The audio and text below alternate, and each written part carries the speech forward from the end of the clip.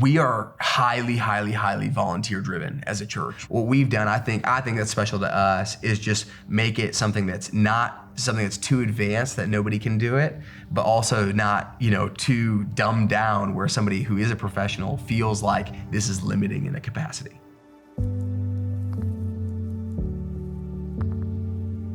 My name is Kyle LeForge. I'm the technical director at Coastal Community Church. Coastal Community Church exists to make it hard for people to go to hell, but make it easy for them to go to church.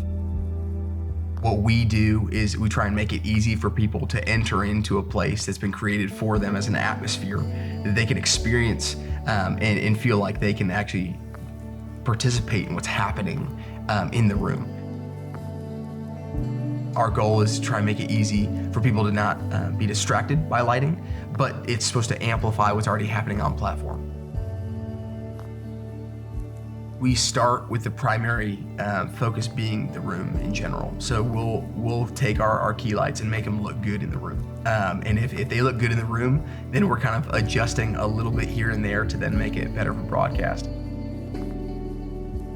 So the way that we attack key light here at Coastal is a single source key light that's at a 45-degree attack, vertical attack that's hitting each individual section or zone on our stage.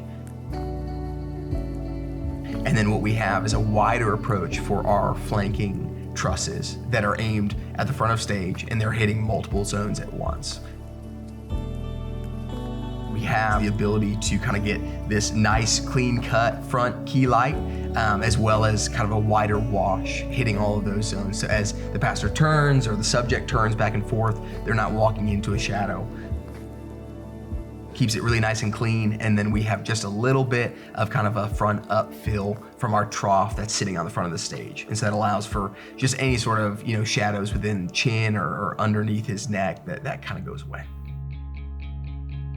So for us, defining the space and having some depth within our space, what we needed to do was kind of create some space between a back LED wall and in the front. So what we've done is try to create, from a lighting perspective, creating texture on the back, and then allowing for that front person to really have that clear definition.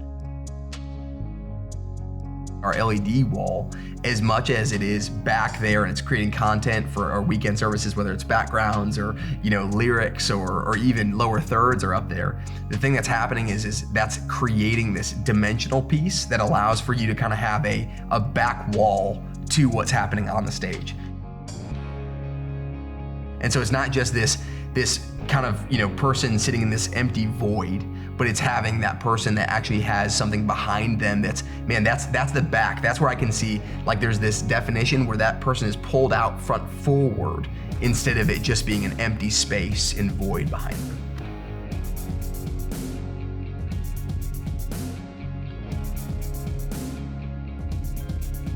Right now with our current design, I would say down that middle streak, there is some dark spaces. Part of that is intentional to try and help create more depth between kind of that front line of vocalists and the back line of band members. Also, some of it's more kind of like texture stuff that we're throwing on.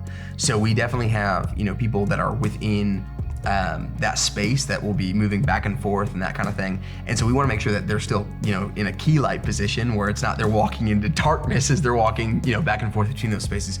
But I do want to make sure that as there is this difference between that downstage and upstage, that we're actually allowing for them to like kind of have this depth that you're being able to see whether you're in person or online.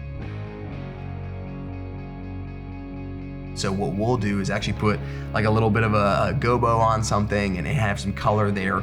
As you're kind of seeing those people in the back, they're not as well lit as the people that are in the front. You're almost getting this texture piece of like, I can see them, I can still engage with them, but I know where the main focus is and it's on the front.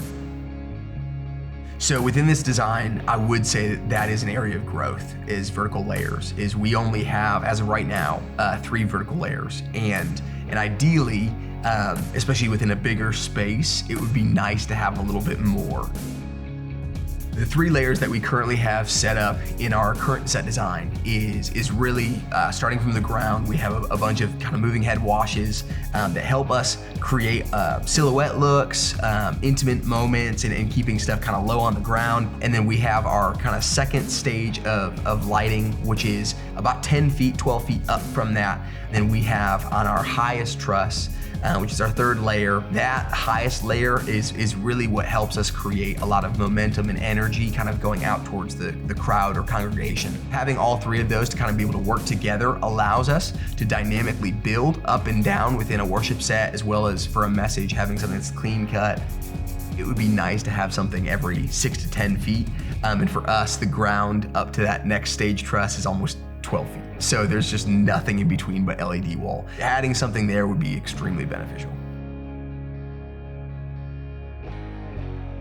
Our worship team does a great job of creating that energy and being engaging from where they are. If I can take lighting and amplify that so that the rest of the room feels like they're engaged in it, and that's all the way from a dream team member who's operating as a guitarist all the way to the person that's capturing them on video, right? Like I want that energy to translate. I think our goal is to try and just amplify again everything that's happening on platforms so that we can experience it off that platform, to make it easy for them to walk into a service and feel like, man, I get why I'm here and I get that I belong here.